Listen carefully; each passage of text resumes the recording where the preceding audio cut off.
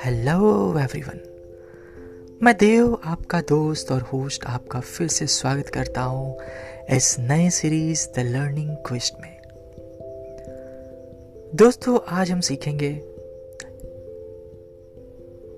कि एक इंसान की नेचर को कैसे एक्सेप्ट किया जाए और एक्सेप्टेंस की क्या ताकत होती है। इमेजिन फॉर अ मोमेंट, हमारे साथ बहुत बार ऐसा होता है कि सामने वाले की थिंकिंग हमारी थिंकिंग से बिल्कुल ही अलग होती है। ऐसा बस इसलिए ही होता है क्योंकि जब भी हम किसी की भी थॉट प्रोसेस को सुनते हैं, हमारा एक इन्नेट नेचर हमें कहता है कि एक्सेप्ट मत करो। बचपन से ही हमारे अंदर एक पैराडाइम शिफ्ट हो गई है एक्सेप्ट नहीं करने की, क्योंकि हम इस दुनिया में रहते हैं जहां निगेटिविटी की वैल्यूज ज्यादा है। सो अनकॉन्शियसली हम निगेटिविटी की ओर बढ़ते जाते हैं एंड किसी की भी एडवाइस को लेने समय हमें लगता है नो। जैसे ही कोई हमें कुछ कहना चाहते हैं, हमारे पास एक साइन बोर्ड होता है नो का। आई बिलीव आप सभी के साथ ऐसा हुआ होगा। ये जानबूझ करके नहीं होता, ऐसा इसलिए ही होता है क्योंकि हमारी कंडीशनिंग ऐसे ही की गई है। जाने अनजाने में हम जो भी चीज़ें देखते हैं, जो भी चीज़ें करते हैं, सुनते हैं, ज़्यादातर उसमें ना का वजूद होता है। इस ना के कारण ही हम एक्सेप्ट करने की जो कैपेसिटी है उसे हमने खो दिया है, जिस वजह से आज हमारे बीच में इतनी सारी मिसअंडरस्टैंडिंग होनी शुरू हो गई है।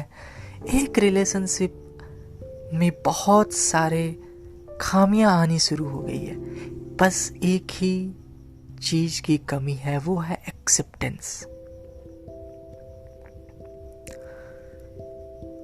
दोस्तों, एक पल के लिए ऐसा सोचिए कि आप आज दिन भर सब कुछ एक्सेप्ट करने वाले हैं, सब कुछ। किसी ने आपको कहा उठो, आप उठ गए। आपको कहा बैठ जाओ, आप बैठ गए। किसी ने आपको कोई भी एडवाइस दी, आपने मान लिया। सो आप इमेजिन करिए, यदि आप एक्सेप्टेंस वाले नेचर में होंगे तो क्या आपके कभी किसी से झगड़े होंगे? क्या कभी आपका किसी से मन मुटाव होगा? हम भी तो यही चाहते हैं ना कि सामने वाला हमारी सारी बातें माने।